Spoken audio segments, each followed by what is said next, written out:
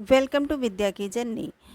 भक्ति काल से बहुत सारे प्रश्नों को इस ऑडियो में जानेंगे और संत काव्य, सूफी काव्य, राम काव्य और कृष्ण भक्ति काव्य से बहुत सारे प्रश्नों को जानेंगे। और एक प्रैक्टिस सेट देखते हैं तो कम से कम आपके 100 क्वेश्चन तैयार होते हैं, लेकिन इससे बहुत सारे प्रश्न समझिए सारे परीक्षाओं के लिए यह उपयोगी होगा कि भक्ति काल से कौन कौन से प्रश्न बन सकते हैं। चलिए जानते हैं। ब्रह्म संप्रदाय के संस्थापक कौन हैं?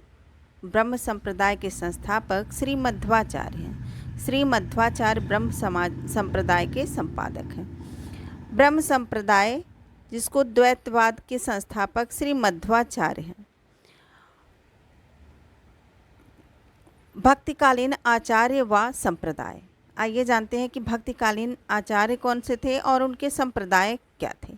तो रामानुजाचार्य के श्री संप्रदाय, रामानुजाचार्य श्री संप्रदाय, विष्णु स्वामी रुद्र संप्रदाय के थे और निम्बकाचार्य सनकादि संप्रदाय के थे। निम्बकाचार्य सनकादि संप्रदाय, रामानंद रामावत संप्रदाय, हरिदास सखी संप्रदाय, हरिदास ये टट्टी संप्रदाय। महाराष्ट्र के भक्तों में किसका नाम पहले आता है? तो नामदेव का आता है। महाराष्ट्र के भक्तों में नामदेव का नाम पहले आता है। यह पीजीटी परीक्षा 2016 में पूछा गया प्रश्न है। महाराष्ट्र के भक्तों में सबसे पहले नामदेव का नाम आता है। नामदेव का संबंध किस प्रदेश से है? तो महाराष्ट्र से है। ऐसे क्वेश्चन आए हुए हैं एनवीएस टीजीटी परीक्षा 2019 में। महाराष्ट्र के भक्तों में सबसे पहले किसका नाम आता है? तो नामदेव का आता है। विठोबा का भक्त किसे माना जाता है? तो नामदेव को माना जाता है। बहुत सारे प्रश्न नामदेव से बने हुए हैं, तो विठोबा का भक्त नामदेव को माना जाता है। नामदेव का संबंध किस प्रदेश से है? तो महाराष्ट्र से है। महाराष्ट्र के भक्तों में सबसे पहले किसका नाम आता है? तो नामदेव का आता है। इस तरह के प्रश्न पूछे गए हैं, तो ध्यान से सुनिए, सारे प्रश्न तैयार हो जाएंगे। नेक्स्ट है, तमिल भाषा में किस महाकवि ने रामायण की रचना की? तमिल भाषा में किस महाकवि ने रामायण की रचना की थी? तो कंब ने की थी। कंब ने तमिल भाषा में रामायण की रचना की थी। तमिल भाषा में रामायण की रचना कंब या कंबन ने की थी। कंब और उन्हीं को कंबन भी कहा जाता है। बंगला भाषा में कृतवास ने किया था। रामायण की रचना बंगला भाषा में कौन किया था? तो कृतवास ने किया था। भक्ति काल की समय सीमा क्या है? आइए जानते हैं भक्ति काल की समय सीमा क्या है। हिंदी साहित्य में भक्ति काल का समय विक्रम संवत 1375 से विक्रम संवत 1700 तक माना जाता है। कब से कब तक माना जाता है? तो 1375 से 1700 तक माना जाता है विक्रम संवत। भक्ति काल को ज्ञानाश्रयी शाखा, प्रेमाश्रयी शाखा, कृष्ण भक्ति शाखा और रामाश्रयी शाखा में विभक्त किया जाता है। फिर से सुनिए, भक्ति काल को ज्ञानाश्रयी शाखा और प्रेमाश्रयी शाखा, कृष्णाश्रयी शाखा और रामाश्रयी शाखा में विभक्त किया जाता है। ज्ञानाश्रयी शाखा के प्रमुख कवि हैं कबीरदास, रैदास, मलूकदास। फिर से सुनिए, ज्ञानाश्रयी शाखा के प्रमुख कवि कौन कौन हैं? तो कबीरदास हैं, रैदास हैं और मलूकदास हैं। प्रेमाश्रयी शाखा के प्रमुख कवि मलिक मोहम्मद जायसी हैं। कृष्णाश्रयी शाखा के प्रमुख कवि हैं सूरदास, नंददास, कृष्णदास, परमानंद दास, कुंभन दास, गोविंद स्वामी, मीराबाई, नरोत्तम दास, रहीम और रसखान। रामाश्रयी शाखा के प्रमुख कवि गोस्वामी तुलसीदास थे। प्रमुख कवि कौन थे? तो गोस्वामी तुलसीदास थे। नेक्स्ट है, संवत 1375 से 1700 तक के इतिहास की कौन सी भावधारा परिलक्षित होती है? तो भक्ति भावधारा परिलक्षित होती है। यह केवीएस प्रवक्ता परीक्षा 2014 में पूछा गया प्रश्न है कि संवत 1375 से 1700 तक के साहित्य में कौन सी धारा परिलक्षित होती है? तो भक्ति धारा परिलक्षित होती है। नेक्स्ट है, अकबर के नौरत्न। आइए जानते हैं कि अकबर के नौरत्न कौन कौन से थे, और इससे वीडियो बन भी चुका है, तो आप लोग उसको ज़रूर देख लीजिए। अकबर के नौरत्न हैं मुल्ला दो प्याजा, अबुल फजल, फैजी, तानसेन, बीरबल, टोडरमल, राजा मान सिंह, अब्दुल रहीम खाने खाना, हकीम हुकाम। फिर से सुनिए, मुल्ला दो प्याजा, अबुल फजल, फैजी, तानसेन, बीरबल, टोडरमल, राजा मान सिंह, अब्दुल रहीम, खाने खाना, हकीम हुकाम, मुल्ला दो प्याजा। ये अकबर के 9 रत्न थे। अकबर के दरबारी कवि कौन थे? तो आइए जानते हैं। अकबर के दरबारी कवि थे रहीम। रहीम बरवे नाई का भेद, मदनाष्टक, खेट कौतकम, दोहावली अथवा सतसई इनकी रचना है। नरहरि वंदीजन ये रुक्मिणी मंगल, कबित्त नीति, छप्पय नीति ये इनकी रचना है। और ये नरहरि वंदीजन ये अकबर के दरबारी कवि थे। गंग भी अकबर के दरबारी कवि थे। गंग, बीरबल, टोडरमल, मनोहर कवि ये सब अकबर के दरबारी कवि थे। फिर से सुनिए, मनोहर कवि, टोडरमल, बीरबल, गंग, नरहरि वंदीजन ये सब अकबर के दरबारी कवि थे। रहीम भी अकबर के दरबारी कवि थे। नेक्स्ट है, भक्त के स्रोत को दक्षिण से उत्तर भारत में प्रसारित होने के सिद्धांत का समर्थन करने वाले विद्वान कौन हैं? तो आचार्य रामचंद्र शुक्ल हैं। आचार्य रामचंद्र शुक्ल के अनुसार भक्ति का जो स्रोत दक्षिण की ओर से धीरे धीरे उत्तर भारत की ओर पहले से ही आ रहा था, उसे राजनीतिक परिवर्तन के कारण शून्य पड़ते हुए जनता के हृदय क्षेत्र में फैलने के लिए पूरा स्थल मिला।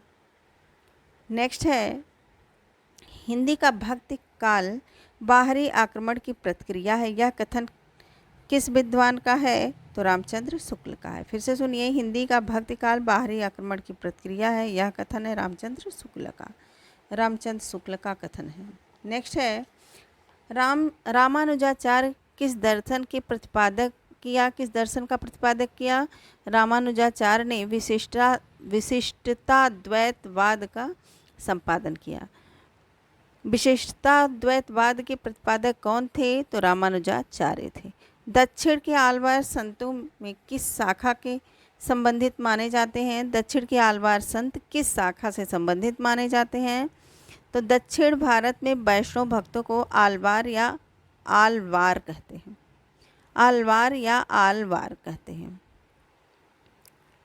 अलवारों ने कृष्ण और राम दोनों की आराधना का विषय बनाया था। नेक्स्ट है, आलवार भक्तों की संख्या कितनी मानी गई है? तो 12 मानी गई है। आलवार भक्तों की संख्या 12 मानी गई है। आलवार भक्तों की संख्या कितनी मानी गई है? तो 12 मानी गई है। आलवार भक्त किसको कहा जाता है?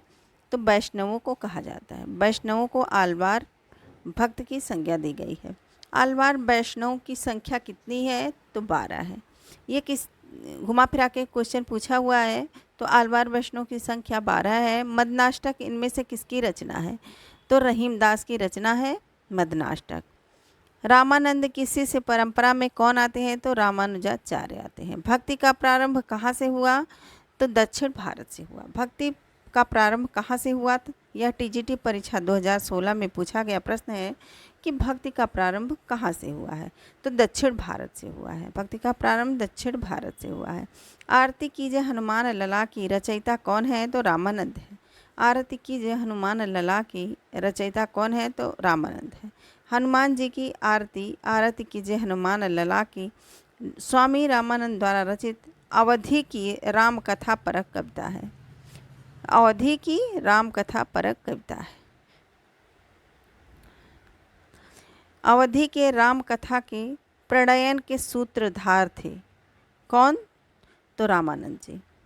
गलता में रामानंद संप्रदाय की गद्दी किसने स्थापित की थी? तो कृष्णदास पयहारी ने गलता में रामानंद संप्रदाय की गद्दी स्थापित की थी। यह एनवीएस प्रवक्ता परीक्षा 2019 में पूछा गया प्रश्न है कि गलता में रामानंद संप्रदाय की गद्दी कृष्णदास पयहारी ने स्थापित की थी। गलता राजस्थान प्रांत के अजमेर जिले में स्थित है। गलता कहाँ स्थित है? तो राजस्थान प्रांत के अजमेर जिले में स्थित है। गलता को उत्तर भारत का त्रोताद्री कहा जाता है। त्रोताद्री कहा जाता है।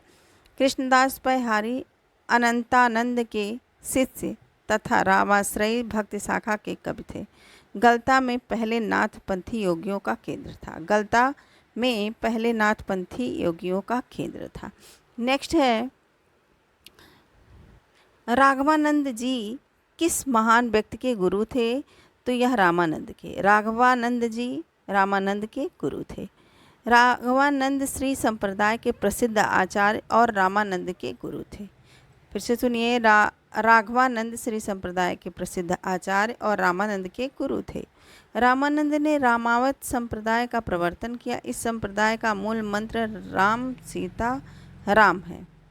इसका मूल मंत्र क्या है? तो राम सीता राम है। आइए रामानंद के बारे में जानते हैं। तो भक्तमाल में रामानंद के संदर्भ में लिखा है कि 10 धा भक्ति के आगर। भक्तमाल में रामानंद के संदर्भ में लिखा गया है क्या? तो 10 धा भक्ति के आगर। आरती कीजिए हनुमान लला की, यह रामानंद द्वारा रचित है। नेक्स्ट है, भक्ति काल को हिंदी काव्य का स्वर्णयुग सर्वप्रथम किसने कहा? तो गियर्सन ने कहा। भक्ति काल को हिंदी काव्य का स्वर्ण युग सर्वप्रथम गियर्सन ने कहा। नेक्स्ट है, भक्ति काल हिंदी काव्य का स्वर्ण युग है। यह भी प्रश्न पूछा गया है यूके पीजीटी 2018 में। तो जॉर्ज गियर्सन है। हिंदी के किस काल को स्वर्ण युग कहा जाता है? तो भक्ति काल को स्वर्ण युग कहा जाता है। हिंदी साहित्य में भक्ति काल को स्वर्ण युग माना जाता है। नेक्स्ट है, भक्ति काल का नाम पूर्व मध्यकाल किस आचार्य ने दिया? तो भक्ति काल का नाम पूर्व मध्यकाल आचार्य रामचंद्र शुक्ल ने दिया है, जो डॉक्टर नगेंद्र से पहले के हैं। डॉक्टर नगेंद्र ने भी इसी नाम का प्रयोग किया है। नेक्स्ट है, 200 वैष्णवन की वार्ता 200 वैष्णवन की वार्ता की भाषा क्या है? तो ब्रज भाषा है। 252 वैष्णवन की वार्ता की भाषा क्या रही? तो ये ब्रज भाषा रही। 200 वैष्णवन की वार्ता गोस्वामी तुलसी गोकुलनाथ द्वारा रचित ब्रज भाषा का ग्रंथ है। 200 वैष्णवन की वार्ता किसकी रचना है? तो गोस्वामी गोकुलनाथ की रचना है। नेक्स्ट है, नाभादास के बारे में जानते हैं। तो नाभादास का मूल नाम था नाभाली और इनका जो उपनाम था नारायण दास था। और यह किसके अनुसार? तो गियर्सन के अनुसार। गियर्सन के अनुसार नारायण दास किसका नाम था? तो नाभादास का नाम था। रचनाएं हैं भक्तमाल जो ब्रज भाषा में लिखी गई है, और अष्टायाम ब्रज और अवधी दोनों भाषा में है। अष्टायाम यह नाभादास की रचना है और यह दोनों भाषा में है, ब्रज और अवधी दोनों में। नेक्स्ट है, नाभादास कृत भक्तमाल की भाषा क्या है? तो ब्रज भाषा है। यह पीजीटी परीक्षा 2003 में पूछा गया प्रश्न है कि नाभादास कृत भक्तमाल की भाषा क्या है? तो ब्रज भाषा है। नेक्स्ट है, भक्तमाल के रचनाकार कौन है? तो नाभादास है। अष्टायाम किसकी रचना है? नाभादास की रचना है। भक्तमाल की रचना किसने की? तो नाभादास ने की। घुमा फिरा के क्वेश्चन पूछा गया है। तो नाभादास द्वारा लिखित अष्टायाम किस भाषा में लिखी गई है? तो यह ब्रज भाषा में लिखी गई है। अष्टायाम के रचयिता कौन है? तो नाभादास है। भक्त काल के रचयिता नाभादास के गुरु का नाम था क्या? तो अग्रदास। नाभादास के गुरु का नाम था अग्रदास। यह डायट प्रवक्ता परीक्षा 2014 में पूछा गया प्रश्न है। भक्तिकालीन रस सिद्धांत विषयक ग्रंथ कौन सा है? भक्तिकालीन रस विषयक ग्रंथ कुछ इस प्रकार है। तो रस मंजरी नंददास की रचना है और यह नायक नायिका भेद पर रची गई रचना है। रस मंजरी किसकी? नंददास की। रस रहस्य कुलपत मिश्र की रचना है। रस प्रबोध रसलीन की रचना है। रस रंग या ग्वाल कवि की रचना है। फिर से सुनिए, रस मंजरी नंददास की, रस रहस्य कुलपत मिश्र, रस प्रबोध रसलीन, रस रंग ग्वाल कवि की रचना है। नेक्स्ट है, संत साधना का साहित्यिक रूप प्रारंभ हुआ था कहाँ से? तो पंढरपुर से। पंढरपुर से यह प्रश्न आया हुआ है टीजीटी परीक्षा 2015 में। अधिकतर संत कवि महाराष्ट्र से हुए थे। संत साधना का साहित्यिक रूप भी महाराष्ट्र पंढरपुर से प्रारंभ हुआ है। आगे हम लोग संत काव्य से कुछ प्रश्नों को जानेंगे। तो संत काव्य से कुछ प्रश्न इस प्रकार हैं। नेक्स्ट है, ज्ञानाश्रयी शाखा के प्रमुख कवि हैं कौन? तो कबीरदास। ज्ञानाश्रयी शाखा के प्रमुख कवि कबीरदास हैं।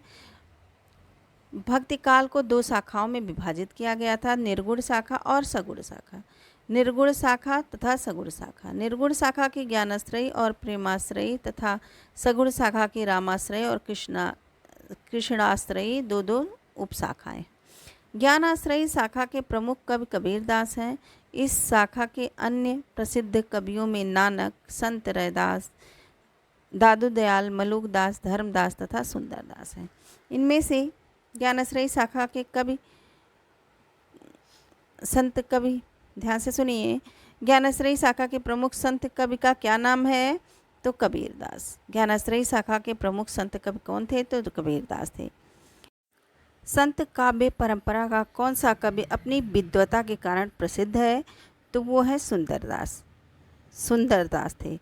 निर्गुण संत कवियों में सर्वाधिक शस्त्रज्ञ एवं सुशिक्षित सुंदरदास थे। कौन सा कवि संत कवि नहीं है? तो तुलसीदास। तुलसीदास संत कवि नहीं है। यह प्रश्न आया हुआ है टीजीटी परीक्षा 2011 में। श्रृंगार रस के घोर विरोधी संत कौन थे? तो वो थे सुंदरदास। सुंदरदास थे जो श्रृंगार रस के घोर विरोधी थे। श्रृंगार रस के घोर विरोधी संत कवि सुंदरदास थे। ये दादू के शिष्य परंपरा के हैं और इन्हें राघव दास ने दादू की शिष्य मंडली में दिनकर के समान ओजस्वी तथा दूसरा शंकराचार्य कहा है। फिर से सुनिए, इन्हें किसे, यानी सुंदरदास जी को राघव दास ने दादू की शिष्य मंडली में दिनकर के समान ओजस्वी तथा दूसरा शंकराचार्य कहा है। ये मध्यकालीन संतों कवियों में सबसे अधिक शिक्षित कवि थे। सुंदर विलास, ज्ञान समुद्र, स्वप्न प्रबोध, ज्ञान झूलना, सुख समाधि इत्यादि इनकी काव्य रचनाएं हैं। फिर से सुनिए, सुंदरदास की काव्य रचनाएं कुछ इस प्रकार हैं। तो सुंदर विलास, ज्ञान समुद्र, स्वप्न प्रबोध, ज्ञान झूलना, सुख समाधि इत्यादि इनकी काव्य रचनाएं हैं। हरडे बाड़ी एवं अंगवधु किसकी बाड़ी की संकलन है? तो यह दादू दयाल की। हरडे बाड़ी एवं अंगवधु किसकी बाड़ी के संकलन है? तो दादू दयाल की। हरडे बाड़ी एवं अंगवधु दादू दयाल की बाड़ी का संकलन है। दादू की बाड़ी को संकलित करने का कार्य सर्वप्रथम इनके शिष्यों संत दास एवं जगन्नाथ ने किया, जिसका नाम इन्होंने हरडे बाड़ी रखा। रज्जब ने दादू दयाल की बाड़ी को अंगवधु के नाम से संकलन किया है। फिर से सुनिए, रज्जब ने दादू दयाल की बाड़ी को अंगवधु के नाम से संकलित किया है। ढाई आखर प्रेम का पढ़े सो पंडित हो, यह पंक्ति किस कवि की है? तो कबीर की है। ढाई आखर प्रेम का पढ़े सो पंडित होए, यह पंक्ति है कबीर का। और यह DSSB पीजीटी परीक्षा 2021 में पूछा गया प्रश्न है। कबीर का संबंध किस काव्य धारा से है? तो ज्ञान मार्गी निर्गुण भक्ति धारा से है। ज्ञान मार्गी निर्गुण भक्ति धारा के कवि हैं कबीर। भक्ति धारा दो पार्ट में बांटा गया, एक निर्गुण एक सगुण। और निर्गुण में ज्ञानाश्रयी और प्रेमाश्रयी दो भागों में बांटा गया, और सगुण रामाश्रयी और कृष्णाश्रयी दो भागों में बांटे गए। ज्ञानाश्रयी के कवि रहे, प्रतिनिधि कवि हैं कबीर, और प्रेमाश्रयी यानी सूफी काव्य के कौन थे? तो मलिक मोहम्मद जायसी थे। रामाश्रयी में गोस्वामी तुलसीदास हैं और कृष्णाश्रयी में सूरदास। ये भक्ति धारा के कवि रहे। निर्गुण ज्ञानाश्रयी शाखा का दूसरा नाम क्या है? तो संत साहित्य है। निर्गुण ज्ञानाश्रयी शाखा का दूसरा नाम संत साहित्य है। नेक्स्ट है, कबीरदास किस काव्य धारा के प्रतिनिधित्व करते हैं?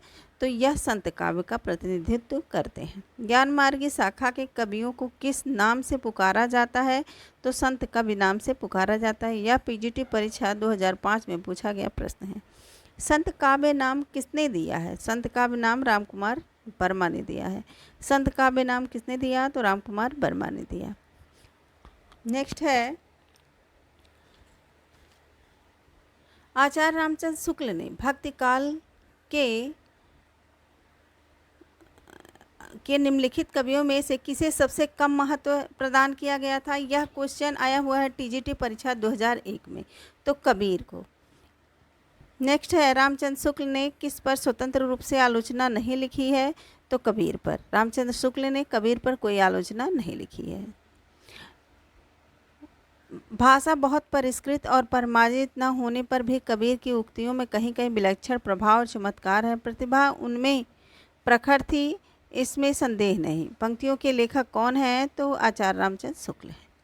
यह प्रश्न आया हुआ है GIC प्रवक्ता परीक्षा 2012 में और UPPSC LT ग्रेड परीक्षा 2018 में। फिर से सुनिए, भाषा बहुत परिष्कृत और परिमार्जित न होने पर भी कबीर की उक्तियों में कहीं कहीं विलक्षण प्रभाव और चमत्कार है। प्रतिभा उनमें प्रखर थी, इसमें संदेह नहीं है। यह पंक्ति के लेखक कौन है? तो आचार्य रामचंद्र शुक्ल हैं। सधुक्कड़ी भाषा का क्या अभिप्राय है? तो जिसमें अनेक प्रांतीय भाषाओं बोलियों के शब्दों का मिश्रण हो उसे सधुक्कड़ी भाषा कहते हैं।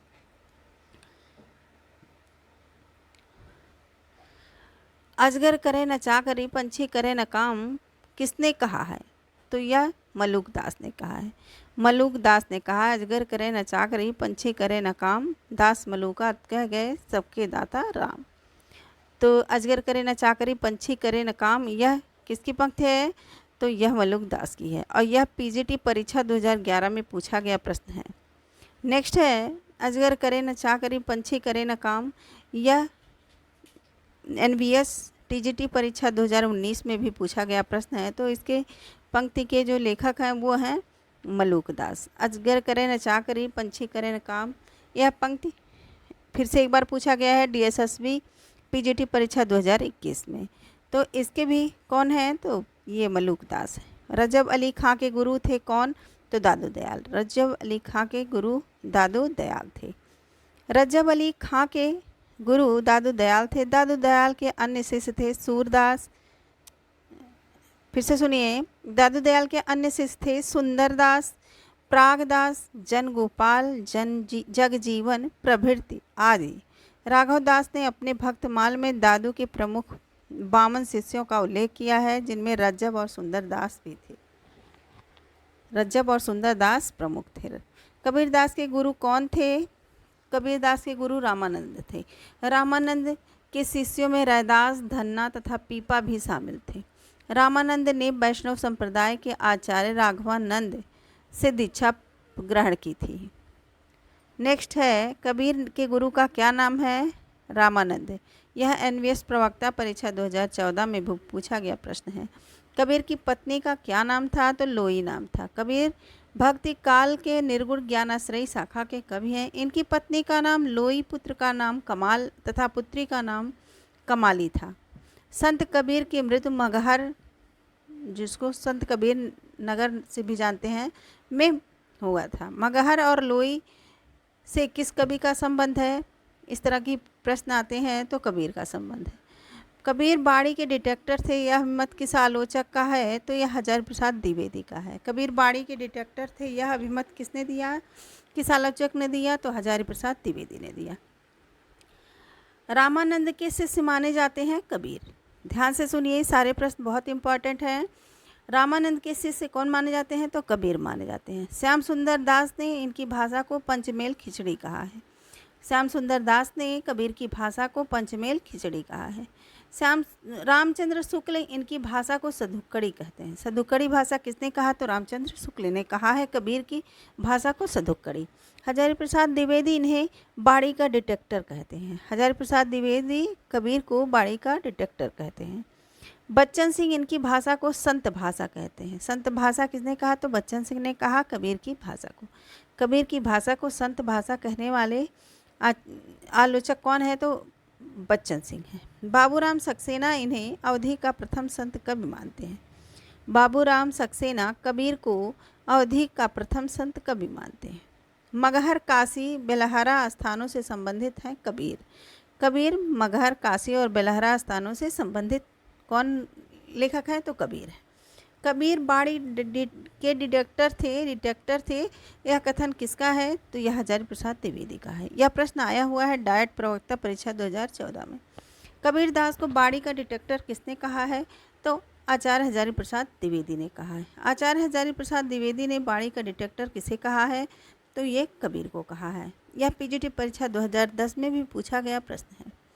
नेक्स्ट है, हम तो भगति मुकति में आया, गुर प्रसाद राम गुण गाया।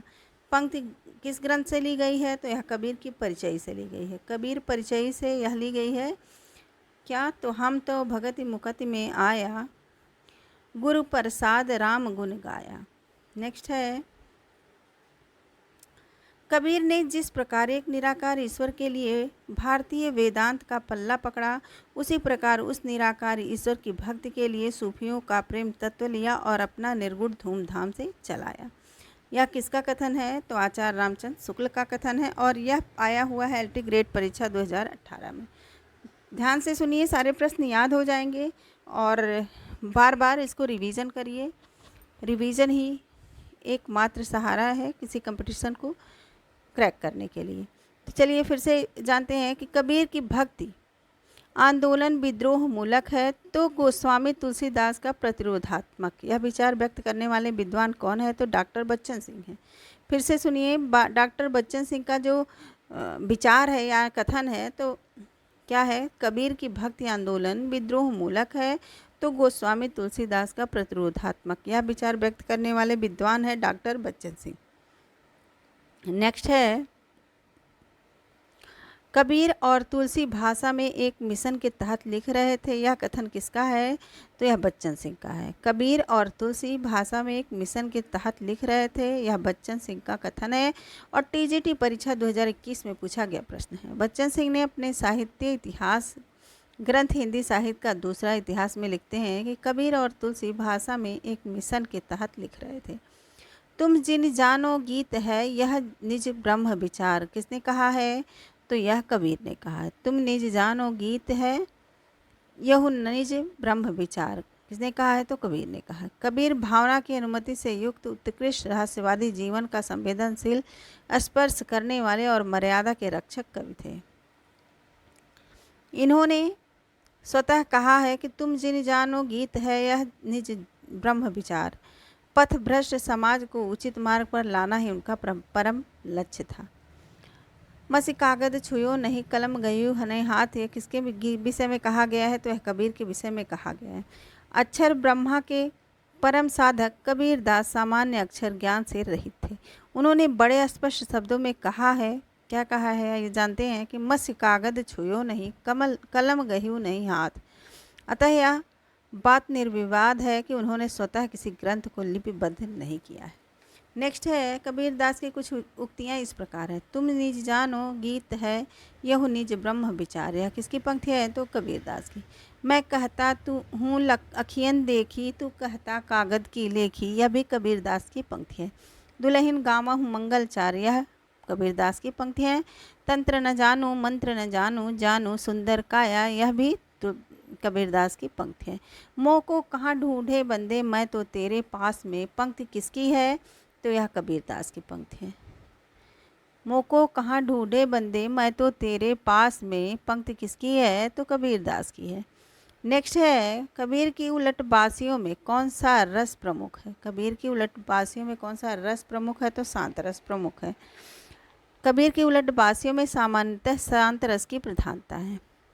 इनकी उलटबासियाँ विशिष्ट और दार्शनिक ज्ञान की परिचायक है जिसका सामान्य अर्थ व्यवहारिकता के विपरीत है। कबीर की वाणी का संग्रह बीजक कहलाता है। इसके कितने भाग हैं? तो 3 भाग हैं। कबीर की वाणी का संग्रह बीजक कहलाता है। इसके 3 भाग हैं, साखी सबद और अमेनी।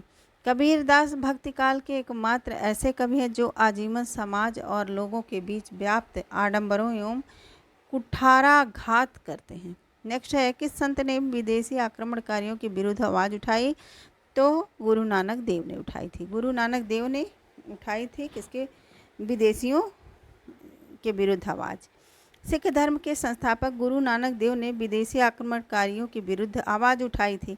इनका जन्म सन 1469 ईस्वी में तलवंडी में हुआ था, जिसे अब ननकाना साहिब कहते हैं। जिसे अब क्या कहते हैं? तो ननकाना साहिब कहते हैं। संत कवि गुरु नानक देव का जन्म कहाँ हुआ था? तो तलवंडी में हुआ था। तलवंडी में हुआ था। नानक पंथ के प्रवर्तक गुरु नानक देव 1469 से 1538 ईस्वी इनका समय है। जन्म लाहौर के निकट राई भाई के तलवंडी ग्राम में हुआ था। इनके पिता का नाम कालूचंद तथा माता का नाम तृप्ता था। गुरु नानक के पिता का नाम क्या था? तो पिता का नाम कालूचंद और माता का नाम तृप्ता था। उनका जन्म स्थान अब ननकाना साहब नाम से प्रख्यात है। जो गुरु नानक देव थे, उनका जन्म स्थान जो था वो ननकाना नाम से अब प्रख्यात है। इनकी पत्नी का नाम सुलक्षणी तथा पुत्रों का नाम श्रीचंद और लक्ष्मीचंद था। श्रीचंद ने उदासी संप्रदाय का प्रवर्तन किया। श्रीचंद्र ने उदासी संप्रदाय का प्रवर्तन किया था। श्रीचंद्र ने क्या किया था? तो उदासी संप्रदाय का प्रवर्तन किया था। गुरु नानक देव के बारे में कुछ प्रश्नों को जानते हैं। तो गुरु नानक देव सिख धर्म के प्रवर्तक थे और गुरु ग्रंथ साहिब में महिला प्रकरण में इनकी बाणी संकलित है। गुरु ग्रंथ साहिब के महिला प्रकरण में इनकी बाणी संकलित है। किसकी? तो गुरु नानक देव की। गुरु नानक देव वर्ण व्यवस्था व कर्मकांड के विरोधी थे। गुरु नानक देव वर्ण व्यवस्था व कर्मकांड के विरोधी थे। गुरु नानक देव नारी की निंदा नहीं किया। इनके बड़े पुत्र श्रीचंद्र ने उदासी संप्रदाय की स्थापना किया। जपुजी नसीहतनामा इनकी प्रमुख रचनाएं हैं। जपुजी नसीहतनामा इनकी प्रमुख रचनाएं हैं। नानक ने अनेक पदों की रचना की जो गुरु ग्रंथ साहिब में संकलित है। जपजी नानक दर्शन का सार तत्व है। फिर से सुनिए, जपजी नानक दर्शन का सार तत्व है। नानक ने अनेक पदों की रचना की जो गुरु ग्रंथ साहिब में संकलित है। नेक्स्ट है आशा दीवार, रहिरास तथा सोहिला इनकी प्रसिद्ध रचनाएं हैं। नेक्स्ट है निर्गुण भक्ति धारा में उदासी संप्रदाय के प्रवर्तक कौन है? तो श्रीचंद है।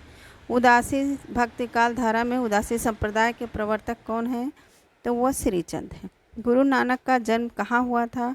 तलवंडी में हुआ था। इस तरह के प्रश्न हर जगह पूछे जाते हैं और भक्ति काल से यह प्रश्न है, ये संत काव्य से, भक्ति काल में संत काव्य से ये सारे प्रश्न हैं। गुरु नानक देव की माता का नाम क्या था? तो तृप्ता था। गुरु नानक देव की माता का नाम तृप्ता था। नेक्स्ट सूफी काव्य से हम लोग प्रश्नों को जानेंगे। ये संत काव्य से जितने भी क्वेश्चन बनने वाले थे वो आप ध्यान से सुनिए। बहुत सारे प्रश्न एक साथ तैयार हो जाएंगे। यही सब प्रश्न पूछा जाता है, बिल्कुल सिलेबस के अकॉर्डिंग है। हिंदी में टीजीटी पीजीटी की तैयारी कर रहे हैं तो यह चैनल आपके लिए बहुत ज़्यादा हेल्पफुल सिद्ध होगा, क्योंकि बहुत सारे प्रश्नों को हमने वीडियो बना के माध्यम से और ऑडियो के माध्यम से बनाया है। तो चलिए आज जानते हैं सूफी काव्य से कुछ प्रश्नों को। हिंदी का प्रथम सूफी कवि कौन है? तो मुल्ला दाऊद। हिंदी का प्रथम सूफी कवि मुल्ला दाऊद हैं। मुल्ला दाऊद सूफी कवि हैं और हिंदी के प्रथम कवि हैं। हिंदी के प्रथम सूफी कवि की मान्यता पर विद्वानों के मतभेद हैं, किंतु अधिकतर विद्वान इस मत पर सहमत हैं कि मुल्ला दाऊद की रचना कौन सी है? तो चंदायन। नेक्स्ट है चंदायन किसकी रचना है? तो मुल्ला दाऊद की रचना है। इसका समय है 1379 ईस्वी। मृगावती का क्या समय है? मृगावती 1503 ईस्वी की रचना है। और शुक्ल जी ने 1501 ईस्वी मानते हैं। मृगावती की रचना शुक्ल जी मानते हैं 1501 ईस्वी। मधुमालती की रचना 1545 ईस्वी में हुई और पद्मावत की रचना 1540 ईस्वी में हुई। पद्मावत 1540, मधुमालती 1545, मृगावती 1503 और शुक्ल जी मानते हैं 1501 ईस्वी में। चंदायन की रचना 1379 ईस्वी में हुई थी। सूफी काव्य पद्धति का अंतिम ग्रंथ कौन सा है? तो यह है यूसुफ जुलेखा। सूफी काव्य पद्धति का अंतिम ग्रंथ कौन सा है? यूसुफ जुलेखा है। सूफी काव्य पद्धति का अंतिम ग्रंथ यूसुफ जुलेखा है, जिसकी रचना 1790 ईस्वी में नवाब शेख निसार ने की थी। किसने की थी? तो नवाब शेख निसार ने की थी यूसुफ जुलेखा की रचना, और इसका समय है 1790 ईस्वी। नवाब शेख निसार की रचना है यूसुफ जुलेखा। यूसुफ जुलेखा किसकी रचना है? तो ये नवाब शेख निसार की रचना है। नेक्स्ट है सूफी काव्य परंपरा की सर्वश्रेष्ठ रचना कौन सी है? तो पद्मावत। सूफी काव्य परंपरा की सर्वश्रेष्ठ रचना पद्मावत है। और यह प्रश्न आया हुआ है असिस्टेंट प्रोफेसर परीक्षा 2019 में। सूफी प्रेमाख्यान रचनाओं की भाषा कौन सी थी? तो अवधी भाषा थी। सूफी प्रेमाख्यान रचनाओं की भाषा अवधी है। प्रेमाश्रयी शाखा के मुस्लिम सूफी कवियों की काव्यधारा को प्रेम मार्गी माना गया। नेक्स्ट है, सूफी कवियों का सबसे प्रिय अलंकार क्या है? तो समासोक्ति है। समासोक्ति अलंकार सूफी कवियों का सबसे प्रिय अलंकार है। सूफी कवियों ने अन्योक्ति, समास्योक्ति, रूपक, प्रतीप, उपमा, उत्प्रेक्षा तथा अतिशयोक्ति अलंकारों का भी प्रयोग किया है। नेक्स्ट है, इनमें सूफी काव्यधारा के कवि कौन नहीं है? ऐसे भी क्वेश्चन पूछे जाते हैं। तो नाभादास, मुल्ला दाऊद, जायसी, कुतुबन, मंझन, उस्मान, शेख नबी, अमित, असीम शाह, नूर मोहम्मद आदि सूफी संत हैं। गुरु नामदास यह सिख संत थे। गुरु नामदास यह सिख संत थे। नेक्स्ट है, प्रेम मार्गी कवि। सूरदास प्रेम मार्गी शाखा के कवि नहीं हैं। सूरदास प्रेम मार्गी शाखा के कवि नहीं है, बल्कि भक्ति काल की सगुण भक्तिधारा की कृष्ण भक्ति शाखा के कवि हैं। नेक्स्ट है, प्रेमाख्यान काव्य परंपरा यानी सूफी कवियों का मुख्य दर्शन है क्या? तो तत्वफ है। सूफी दर्शन को तत्वफ कहा जाता है। सूफी शब्द की उत्पत्ति को लेकर बहुत सम्मत है। कुछ विद्वानों का मत है कि सूफी शब्द सफ़ा से निकला है, जिसका अर्थ है विशुद्धता, मन, विचार और क्रम की विशुद्धता। जिन लोगों के बारे में यह शब्द बोला जाता है उसका चित्त शुद्ध होता है और खुदा के प्रेम के साथ साथ उसके दिल में उसके बंदों के लिए भी प्रेम पाया जाता है। सूफियों ने दुनिया को प्यार और अमन की तालीम दी है। सूफी मतों में प्रसिद्ध 4 सिलसिलों में यह इस प्रकार है। तो चिश्तिया सिलसिला, कादरिया सिलसिला, नक्शबंदिया सिलसिला और सुहरावर्दिया सिलसिला। अनहलक मैं ही ब्रह्म हूँ की घोषणा है किसकी? तो मंसूर की है। अरब में अल हिलाज मंसूर तथा मंसूर हल्लाज नामक सूफी संत को जब ज्ञान प्राप्त हुआ तो वह अनहलक अर्थात मैं सत्य हूँ की घोषणा करने लगा। नेक्स्ट है, उदधि आई तेहि बंधन कीन्हा, इत दसमाथ अमर पद लीन्हा। यह किसकी पंक्ति है? तो जायसी की। फिर से सुनिए, उदधि आई तेहि बंधन कीन्हा, इत दसमाथ अमर पद लीन्हा। जायसी की पंक्ति है। नेक्स्ट है, आचार्य रामचंद्र शुक्ल ने प्रेमाख्यान परंपरा का हिंदी में प्रवर्तक प्रथम कवि किसे माना जाता है? तो यह कुतुबन को माना जाता है। आचार्य शुक्ल ने मृगावती, जिसका समय है 1501 ईस्वी, मृगावती के रचयिता कुतुबन को प्रेमाख्यान परंपरा का प्रथम कवि माना है। कुतुबन कृत मृगावती में नायक रामकुमार तथा नायिका मृगावती के प्रथम दर्शन जन्य प्रेम का निरूपण अत्यंत भावात्मक शैली में हुआ है। नेक्स्ट है, आचार्य रामचंद्र शुक्ल प्रेमाख्यान परंपरा की पहली रचना किसे मानते हैं? तो मृगावती को मानते हैं। आचार्य रामचंद्र शुक्ल प्रेमाख्यान काव्य परंपरा की पहली रचना मृगावती को मानते हैं, जिसका समय है 1501 ईस्वी और इसके रचनाकार कुतुबन है। कुतुबन के गुरु कौन थे? तो यह गुरु चिश्ती वंश के शेख बुरहान को बताया गया है। कुतुबन के गुरु, कुतुबन के गुरु कौन थे? तो शेख बुरहान थे। नेक्स्ट है, कुतुबन के गुरु का नाम क्या है? तो शेख बुरहान था। मुल्ला दाऊद की भाषा क्या थी? तो ठेठ अवधी थी। ठेठ अवधी मुल्ला दाऊद की भाषा है। मुल्ला दाऊद की भाषा ठेठ अवधी है। मुल्ला दाऊद की काव्य कृतियों में वैश्यवाणी अवधी का प्रभाव स्पष्ट है। नेक्स्ट है, ज्ञानदीप नामक प्रेमाख्यान काव्य की नायिका कौन है? तो देवयानी है। यह प्रश्न DSSB PGT परीक्षा 2021 में पूछा गया प्रश्न है कि ज्ञानदीप नामक प्रेमाख्यान काव्य की नायिका कौन है? तो देवयानी है। सूफी कवि और उनकी कुछ रचनाओं को जानते हैं। तो अनुराग बांसुरी युवा इंद्रावती किसकी रचना है? तो नूर मोहम्मद की है। अनुराग बांसुरी व इंद्रावती नूर मोहम्मद की रचना है। हंस जवाहिर कासिम शाह की रचना है। मृगावती कुतुबन की रचना है। और लक्ष्मेन सेन पद्मावती कथा यह दामोदर की रचना है। सत्यवती कथा ईश्वरदास की रचना है। माधवानल काम कंदला यह गणपत की रचना है। माधवानल काम कंदला यह चौपाई जो कुशल लाभ की रचना है। चित्रावली उस्मान की रचना है। रस रतन पुहकर की रचना है। ये सूफी कवि और उनकी रचनाएं रही। नेक्स्ट है, सूफी साधना के 4 पड़ावों में कौन सा नहीं है। तो सूफी रचना के जो 4 पड़ाव हैं वो कुछ इस प्रकार। नेक्स्ट है, सूफी साधना के 4 पड़ाव में इसमें से कौन सा नहीं है। तो अगर आप जानेंगे कौन सा है तभी याद कर पाएंगे कि कौन सा नहीं है। तो शरीयत, तरीक़त, मलकत और मारिफत। तो सूफी साधना के 4 पड़ाव में यह मलकत नहीं है। साधना की 4 अवस्थाओं शरीयत, तरीक़त, मारिफत, हकीकत का संबंध किससे है। तो सूफी साधना से है। जो साधना के 4 पड़ाव हैं वो कुछ इस प्रकार हैं। तो शरीयत है, तरीक़त, शरीयत, तरीक़त, मारिफत, हकीकत।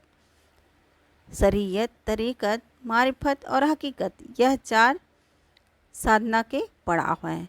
और किस साधना के हैं। तो ये सूफी साधना से। इसका संबंध किससे है। तो सूफी साधना से है। नेक्स्ट है, दामोदर की रचना कौन सी है। तो लक्ष्मेन सेन पद्मावती कथा है। लक्ष्मेन सेन पद्मावती कथा किसकी रचना है। तो दामोदर की रचना है और यह सूफी कवि हैं। ईश्वरदास सत्यवती कथा, गणपत माधवानल काम कंदला चौपाई, नारायण दास की छिताई वार्ता और यह सूफी कवि और उनकी रचनाएं हैं। तो छिताई वार्ता किसकी रचना है। नारायण दास की। गणपत की रचना है माधवानल काम कंदला चौपाई। ईश्वरदास की रचना है सत्यवती कथा। दामोदर की रचना है लक्ष्मेन सेन पद्मावती कथा। जायसी किस धारा के कवि हैं। तो यह प्रेमाख्यान काव्य धारा के कवि हैं। सूफी मुक्तक काव्य का प्रथम रचयिता इसमें से कौन सा कवि था। तो अमीर खुसरो। सूफियों ने विशेषतः प्रबंध काव्यों की ही रचना की है, किंतु इनके द्वारा मुक्तक शैली पर भी कुछ रचनाएं लिखी गई हैं। मुक्तक शैली में लिखने वालों में अमीर खुसरो का नाम सबसे पहले आता है। पद्मावती का बंगला अनुवाद किसने किया था। यह प्रश्न टीजीटी परीक्षा 2021 में पूछा गया था। तो आलो उजाला ने। पद्मावती का बंगला अनुवाद किसने किया। तो आलो उजाला ने किया। पद्मावती मलिक मोहम्मद जायसी की रचना है और यह 57 खंडों का महाकाव्य है जो अवधी बोली में बद्ध है। इस महाकाव्य का बंगला भाषा में अनुवाद आलो उजाला यानी अलाउल बंगला भाषा के कवि रहे, इन्होंने किया है। पद्मावत किस भाषा में लिखा गया है। तो अवधी भाषा में लिखी गई रचना है पद्मावत। नेक्स्ट है, मलिक मोहम्मद जायसी का वास्तविक नाम नूर मोहम्मद था। मलिक मोहम्मद जायसी का नाम वास्तविक नाम क्या था। तो नूर मोहम्मद था। मलिक इनका पूर्वजों से चला आया उपनाम था जिसका फारसी भाषा में अर्थ होता है अमीर और बड़ा व्यापारी, जो मूलतः अरबी भाषा का शब्द है।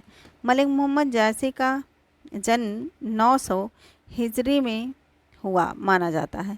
मलिक मोहम्मद जायसी की प्रमुख रचनाएं हैं अखरावट, पद्मावत, आखिरी कलाम, चित्रलेखा, कहरनामा और मसलनामा। फिर से सुनिए, अखरावट, पद्मावत, आखिरी कलाम, चित्ररेखा, कहरनामा और मसलनामा। पद्मावत जायसी का प्रबंध काव्य है। पद्मावत जायसी का क्या है। तो प्रबंध काव्य है जो शब्द, अर्थ और अलंकृत शैली तीनों दृष्टियों में अनूठा है। यह जायसी का सर्वोत्कृष्ट ग्रंथ माना जाता है। जायसी का सर्वोत्कृष्ट ग्रंथ कौन माना जाता है। तो पद्मावत। आखिरी कलाम में कयामत का वर्णन है। हिंदी के सूफी कवि परंपरा के श्रेष्ठ कवि मलिक मोहम्मद जायसी द्वारा रचित कवि का यश का आधार ग्रंथ है पद्मावत। पद्मावत की विधा है क्या। तो यह प्रबंध काव्य है। पद्मावत प्रबंध काव्य है। कहरनामा किसकी रचना है। तो जायसी की रचना है। यह टीजीटी परीक्षा 2003 में पूछा गया प्रश्न है कि कहरनामा किसकी रचना है। तो जायसी की रचना है। कयामत का वर्णन जायसी के किस रचना में हुआ है। तो आखिरी कलाम में हुआ है। मलिक मोहम्मद जायसी के प्रसिद्ध प्रबंध काव्य का नाम क्या है। तो पद्मावत है। पद्मावत के रचनाकार का नाम क्या है। तो अमीर खुसरो है। इस तरह के घुमा फिरा के क्वेश्चन पूछे जाते हैं। तो ध्यान से सुनिए कि पद्मावत के रचनाकार का नाम क्या है? अमीर खुसरो है। अखरावट काव्य कृति के रचयिता कौन है? अखरावट तो पहले जान लीजिए कि यह काव्य कृति है और इसके जो रचयिता हैं वो है मलिक मोहम्मद जायसी। जायसी के एक सर्वोत्कृष्ट ग्रंथ का नाम क्या है? तो यह है पद्मावत। पद्मावत है क्या? तो एक त्रासदी है। पद्मावत क्या है? तो एक त्रासदी है। मलिक मोहम्मद जायसी द्वारा पद्मावत की रचना 1540 ईस्वी में की गई थी। पद्मावत अवधी भाषा में लिखा गया है क्योंकि पद्मावत एक प्रेमाख्यान प्रबंध काव्य है।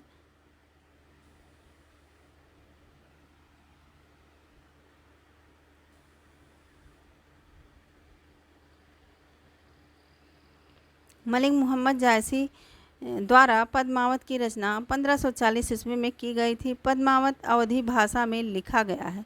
चूँकि पद्मावत एक प्रेमाख्यान प्रबंध काव्य है जिसमें चित्तौड़ के राजा रतन सेन और सिंघल की राजकुमारी पद्मावती के विरह एवं विवाहेतर जीवन का चित्रण मार्मिक रूप से हुआ है, इसलिए इसे एक त्रासदी माना जाता है। पद्मावत को एक रूपक काव्य भी माना जाता है। इसे खंडों में विभक्त किया गया है। इसके नायक नायिका तथा अन्य पात्रों का प्रतीकात्मक रूप कुछ इस प्रकार है। पात्र और प्रतीक से भी प्रश्न बनते हैं, तो ध्यान से सुनिए, सारे पात्र और प्रतीक याद हो जाएंगे। पद्मावती का प्रतीक क्या है? तो बुद्धि, परमात्मा, परम सत्ता की प्रतीक थी पद्मावती। फिर से सुनिए, पद्मावती बुद्धि, परमात्मा, परम सत्ता की प्रतीक थी। चित्तौड़ शरीर का प्रतीक है। रतन सेन मन का प्रतीक, सिंघल देव हृदय का प्रतीक, राघव चेतन शैतान का प्रतीक, अलाउद्दीन माया का प्रतीक, नागमती संसार का प्रतीक, हीरामन तोता जो सुआ रहता है वो गुरु का प्रतीक माना जाता है। हीरामन तोता सुआ जो है वह गुरु का प्रतीक है। नागमती संसार का प्रतीक, अलाउद्दीन माया का प्रतीक, राघव चेतन शैतान का प्रतीक, सिंघल दीप हृदय का प्रतीक और रतन सेन मन का प्रतीक, चित्तौड़ शरीर का प्रतीक, पद्मावती बुद्धि, परमात्मा, परम सत्ता का प्रतीक है। इससे भी प्रश्न पूछे जाएंगे, तो ध्यान से सुनिए, सारे याद हो जाएंगे। पद्मावत के रचयिता कौन है? तो जायसी हैं। पद्मावत किस भाषा में लिखा गया काव्य है? तो अवधी भाषा में लिखा गया है। पद्मावत किस भाषा में लिखा गया है? तो अवधी भाषा में लिखा गया है। यह एनवीएस परीक्षा 2014 में और टीजीटी परीक्षा 2011 में पूछा गया प्रश्न है। नेक्स्ट है, पद्मावत में रतन सेन किसका प्रतीक है? तो यह मन का प्रतीक है। पद्मावत में मन का प्रतीक कौन है? तो राजा रतन सेन। पद्मावत में पद्मिनी प्रतीक है कौन? तो परम सत्ता की। पद्मावत के गुरु का नाम कौन है? क्या है? तो सुआ। पद्मावत में गुरु कौन रहता है? तो सुआ रहता है, तोता रहता है। राघव चेतन इनमें से किस सूफी काव्य का पात्र है? तो यह पद्मावत का है। पद्मावत से यह ज्ञात होता है कि राजा रतन सेन के दरबार में राघव चेतन नामक एक पंडित था। उसे यह छड़ी सिद्ध थी। उसके अवैधिक आचरण पर क्रुद्ध होकर राजा ने उसे देश निकाला दे दिया। राघव चेतन प्रतिशोध की भावना से दिल्ली चला गया। उसने अलाउद्दीन से पद्मावती के सौंदर्य का वर्णन किया। नेक्स्ट है, पद्मावत के रतन सेन की पत्नी का नाम क्या है? तो नागमती है। पद्मावत के रतन सेन की पत्नी का नाम नागवती है। राजा रतन सेन ने हीरामन नामक तोते से पद्मावती के सौंदर्य का वर्णन सुनकर सिंघल की ओर चल पड़े और अनेक कठिनाइयों को झेलते हुए पद्मावती से विवाह किया। नागमती और पद्मावती एक साथ चित्तौड़ में रहने लगी थी। नेक्स्ट है, पद्मावत को समासोक्ति किसने कहा है? तो आचार्य रामचंद्र शुक्ल ने कहा है पद्मावत को समासोक्ति। छार उठाए लीन एक मुट्ठी, दीन उड़ाए फिर मिथी झूठी। यह पंक्ति किस ग्रंथ से ली गई है? तो यह पद्मावत से ली गई है। फूल मरे पे मरे न बासु, यह प्रसिद्ध उक्ति किस कवि की है? तो यह जायसी की है। पद्मावत 57 खंडों का महाकाव्य है। यह ठेठ अवधि में रचित है। पद्मावत महाकाव्य है और पद्मावत में 57 खंडों का महाकाव्य है जो ठेठ अवधि में रचित है। निम्नलिखित में से किस कवि की सिर्फ अवधी भाषा में रचना की? तो ये जायसी ने की। जायसी की भाषा ठेठ अवधि है और पूर्वी हिंदी के अंतर्गत है, इसलिए जायसी ने अपनी रचनाएं सिर्फ अवधी भाषा में की। जायसी भक्ति काल के निर्गुण प्रेमाश्रयी शाखा के कवि हैं। नेक्स्ट है, राम भक्ति शाखा के। राम भक्ति काव्य से कुछ प्रश्नों को जानते हैं जो बहुत इम्पॉर्टेंट प्रश्न हैं। तो श्री रामानुजाचार्य की भक्ति किस भाव की है? तो यह दास्य भाव की है। श्री रामानुजाचार्य की भक्ति किस भाव की है? तो दास्य भाव की है।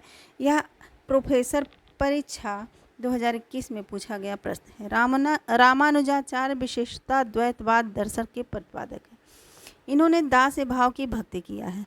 इनके अनुसार ब्रह्मा के ही अंश जगत के सभी प्राणी हैं। इन्हें शेष लक्षण अवतार भी माना जाता है।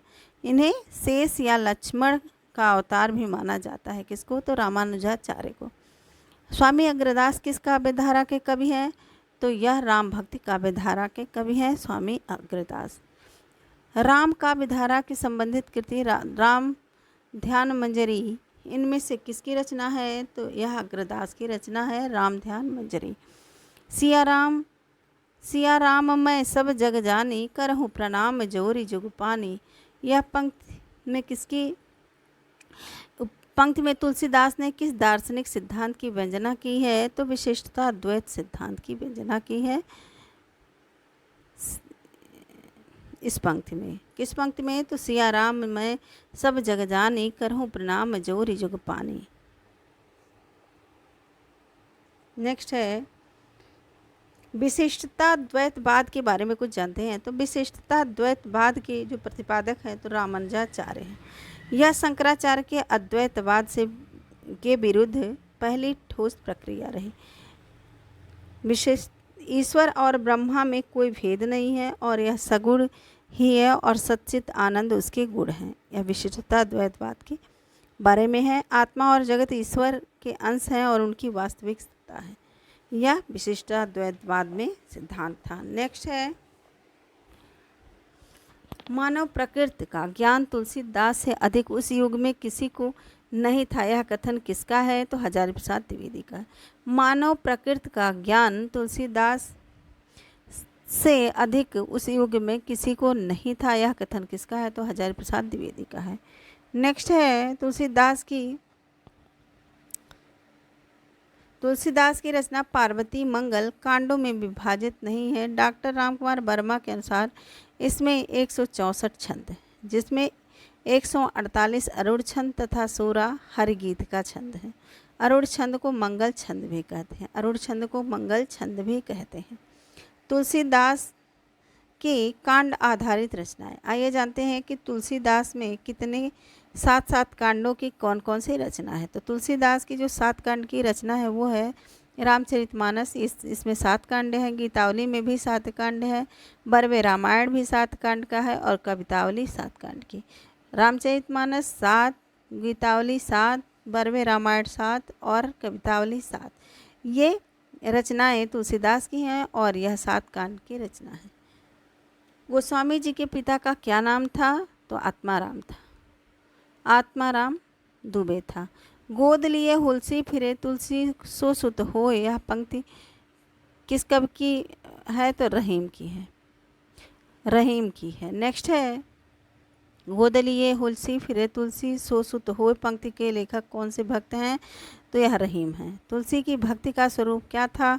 तो दास्य भाव था। तुलसी की भक्ति दास्य भाव से ओतप्रोत है। यही कारण है कि तुलसी राम के सम्मुख विनम्र रहे। नेक्स्ट है अवधी भाषा के सर्वाधिक लोकप्रिय महाकाव्य का नाम है रामचरितमानस। रामचरितमानस अवधी भाषा का सर्वाधिक लोकप्रिय महाकाव्य है। यह राम कथा पर आधारित है। यह राम कथा पर आधारित है जिसकी रचना काशी, चित्रकूट और अयोध्या में हुई।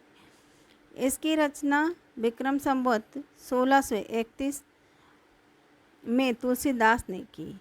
इसे पूर्ण होने में लगभग 2 वर्ष 7 माह 26 दिन लगा। रामचरितमानस दोहा चौपाई छंद में लिखा गया महाकाव्य है, जिसमें 7 कांड हैं। 7 कांड इस प्रकार हैं: बाल कांड, अयोध्या कांड, अरण्यक कांड, किष्किंधा कांड, सुंदर कांड, लंका कांड, उत्तर कांड। रामचरितमानस की रचना कब प्रारंभ हुई? तो 1631 ईस्वी में विक्रम संवत में प्रारंभ हुई। रामचरितमानस अवधी भाषा में लिखा गया है। संवत 1631 करहूँ कथा हरिपद धरि सीसा। संवत 1631 करहूँ क्या कथा हरिपद धरि सीसा। यह किसकी पंक्तियाँ हैं? पंक्तियों में प्रसिद्ध ग्रंथ के रचना काल का संकेत किया गया है तो रामचरितमानस का। रामचरितमानस किस भाषा में लिखी गई रचना है? तो अवधी भाषा में लिखी गई रचना है। रामचरितमानस की भाषा है अवधी। रामचरितमानस की भाषा है अवधी। यह कई जगह पे पूछा गया प्रश्न है। पीजीटी परीक्षा 2016 में, पीजीटी परीक्षा 2011 में और केबीएस परीक्षा 2014 में पूछा गया प्रश्न है। नेक्स्ट है, राम कथा पर आधारित तुलसीदास के राम महाकाव्य का क्या नाम है? तो रामचरितमानस है। गोस्वामी तुलसीदास ने रामचरितमानस की रचना किस संवत में की थी? तो 1631 ईस्वी में की थी। विक्रम संवत 1631 ईस्वी में। रामचरितमानस में कुल कितने कांड हैं? तो 7 कांड हैं। इस तरह के प्रश्न, बहुत आसान प्रश्न पूछे जाते हैं, तो ध्यान से सुनिए, सारे प्रश्न याद हो जाएंगे। रामचरितमानस में कितने कांड हैं या सोपान कितने हैं? तो 7 हैं। सुंदरकांड रामचरितमानस का कौन सा कांड है? तो सुंदरकांड 5वां कांड है।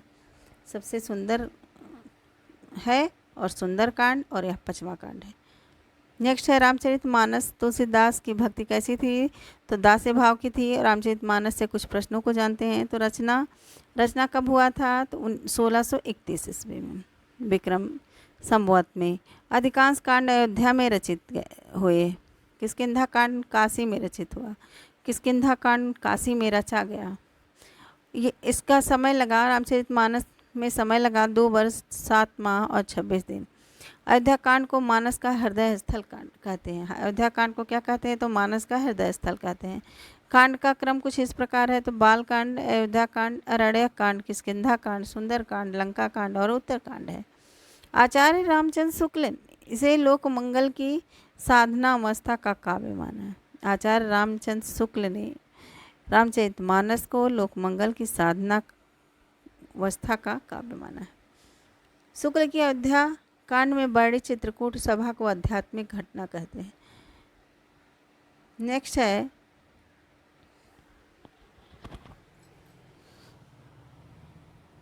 दस 174 कड़वक है। कड़वकबद्ध रचना है कौन? तो रामचरितमानस, और इसमें 1074 कड़वक है।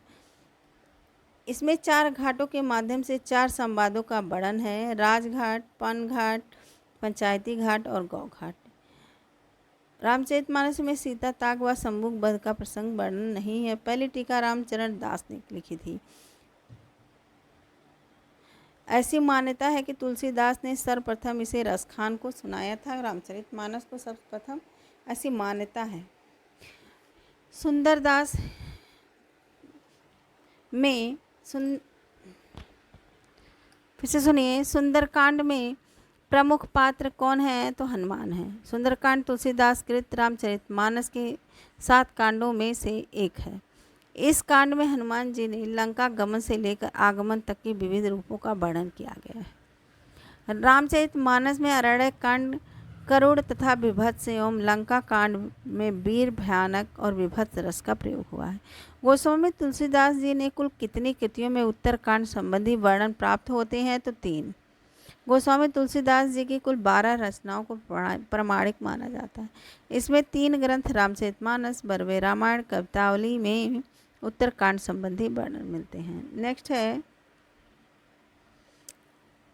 अवधि एवं ब्रज भाषा दोनों में रचना करने वाले कवि कौन हैं? तो तुलसीदास है।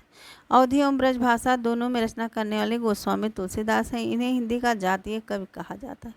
इन्होंने हिंदी क्षेत्र के मध्यकाल में प्रचलित दोनों काव्य भाषाओं, ब्रज भाषा और अवधि के समान अधिकार से रचना की। वस्तुतः तुलसी ने गीतावली, कवितावली आदि में मुक्तक काव्य में कथा कही।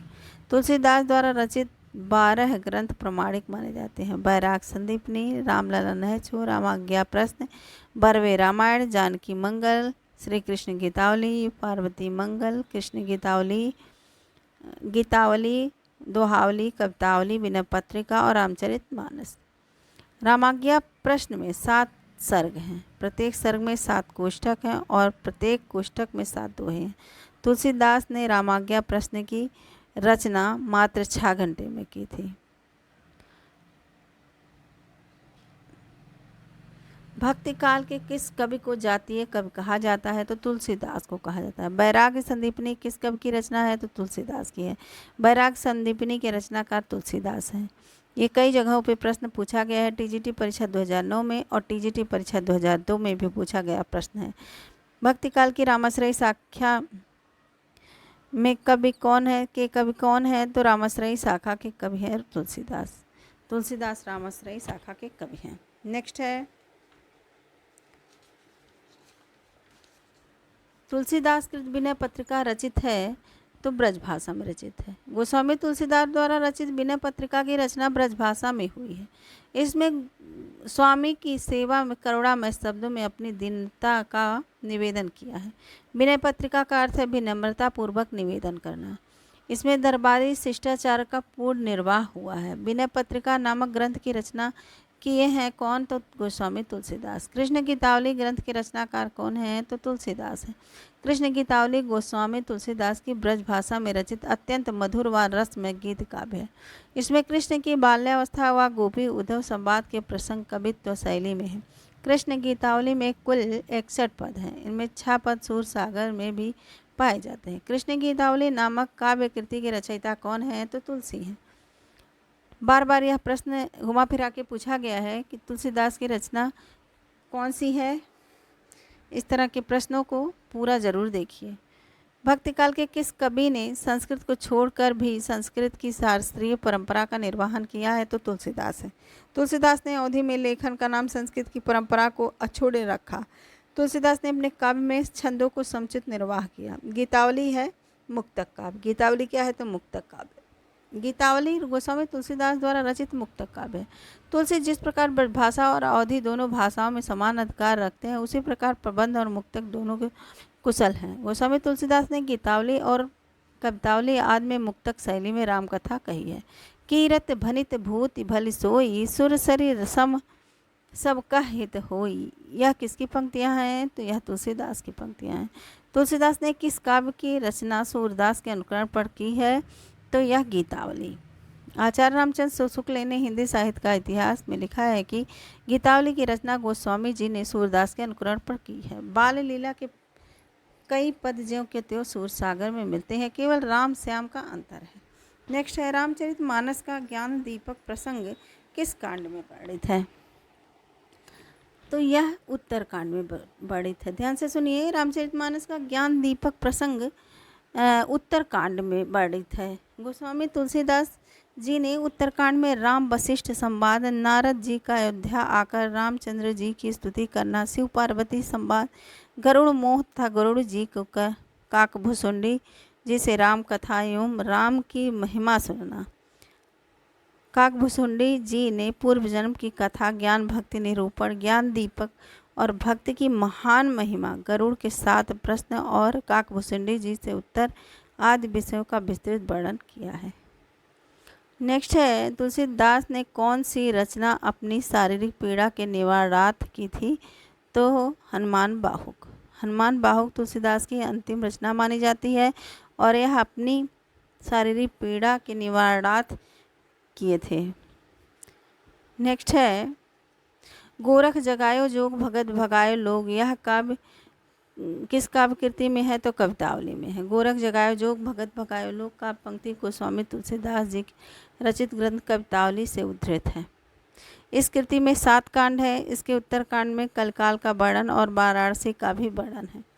नेक्स्ट है, साखी शब्दी दोहरा कह किहनि उपखान, भगत निरूपहि भगत कलि निंदहि वेद पुराण। यह किसकी रचना है? किसकी पंक्ति है? तो तुलसीदास की है। फिर से सुनिए, साखी शब्दी दोहरा कह किहनि उपखान, भगत निरूपहि भगत कलि निंदहि वेद पुराण। तुलसीदास की पंक्ति है।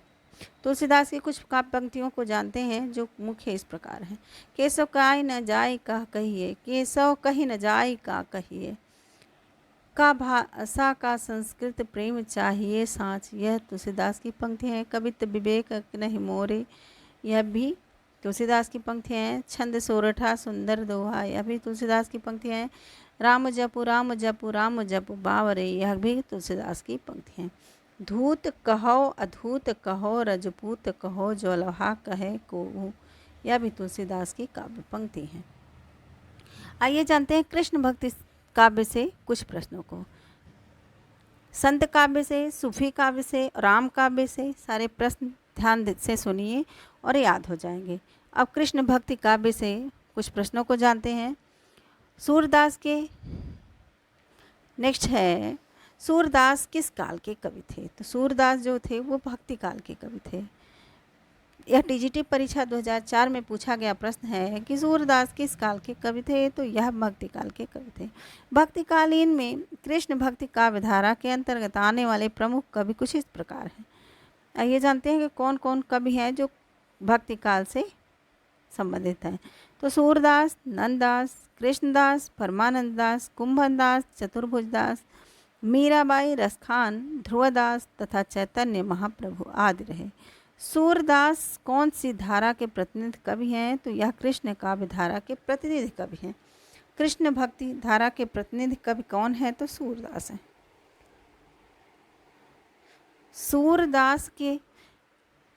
सूरदास ने दोहावली नहीं लिखा है। दोहावली किसकी रचना है? तो तुलसीदास की रचना है। और नेक्स्ट है,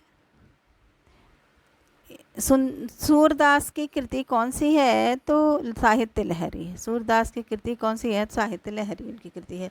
सूर सागर किस भाषा की कृति है? तो यह ब्रज भाषा। सूर सागर ब्रज भाषा की कृति है। ब्रज भाषा की कृति सूर सागर है। नेक्स्ट है,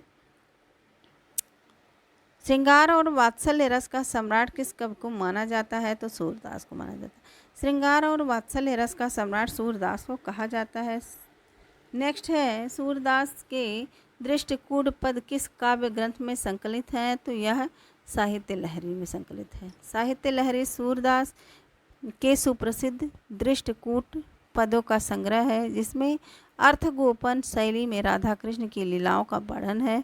साथ ही अलंकार निरूपण की दृष्टि से भी इस ग्रंथ का महत्व है। सूरसागर की रचना भागवत की पद्धतियों 12 स्कंदों में हुई है। सूरदास किस रस के कोना कोना झाँक आए हैं? तो यह वात्सल्य रस का कोना कोना झाँक आए हैं। और यह एनबीएस प्रवक्ता परीक्षा 2014 में पूछा गया प्रश्न है कि सूरदास किस रस का कोना कोना झाँक आए हैं? तो वात्सल्य रस का। नेक्स्ट है, प्रेम निकेतन श्री आनहि आय गोवर्धन धाम, लहो शरण चितवाहि के जुगल स्वरूप सलाम। यह किसकी पंक्ति है? तो रसखान की पंक्ति है। रसखान की पंक्ति है, प्रेम निकेतन श्री आनहि आय गोवर्धन धाम, लहो शरण चित चाहि के जुगल स्वरूप सलाम। नेक्स्ट है, रसखान की कुछ और जानते हैं। तो रसखान की जो रचनाएं हैं वो प्रेम वाटिका, सुजान और रसखान। अष्टायाम दान लीला, प्रेम वाटिका, सुजान, रसखान, अष्टायाम दान लीला, यह रसखान की रचनाएं हैं। इन्होंने कृष्ण की सखा भाव से उपासना की है। रसखान ने कृष्ण की सखा भाव से उपासना की है। रसखान वृत्तांत 252 की वार्ता में मिलता है। रसखान का वृत्तांत 252 की वार्ता में मिलता है। रसखान को गोस्वामी विट्ठलनाथ का शिष्य माना जाता है। सैयद इब्राहिम का कवि नाम है तो रसखान। सैयद इब्राहिम का कवि नाम है रसखान। रसखान का वास्तविक नाम सैयद इब्राहिम था। ध्यान से सुनिए कि रसखान का वास्तविक नाम सैयद इब्राहिम था। इनकी प्रमुख रचनाएं हैं सुजान, रसखान, प्रेम वाटिका इत्यादि। रसखान का वृत्तांत 252 वैष्णवन की वार्ता में मिलता है और इससे ज्ञात होता है कि लौकिक प्रेम में कृष्ण प्रेम और उन्मुख हुए। इनकी प्रसिद्धि कृति प्रेम वाटिका का रचना काल 1614 ईस्वी में है। ये गोसाई विट्ठलनाथ के शिष्य। प्रेम वाटिका नामक ग्रंथ रचित है रसखान द्वारा। भक्ति काल के किस कवि को जड़िया विशेषण की विभूषित किया गया था? तो यह नंददास को। नंददास 16वीं सदी के अंतिम चरण के कवि थे। नंददास कैसे कवि थे? तो 16वीं सदी के कवि थे और अंतिम चरण के कवि थे। ये भक्तिकालीन कृष्ण भक्ति काव्य धारा के कवि थे। कृष्ण भक्ति काव्य धारा के कवि कौन थे? तो नंददास थे। ये हिंदी के अष्टछाव के प्रमुख कवियों में सूरदास के बाद उनके अधिक प्रसिद्धि मिली। नेक्स्ट है,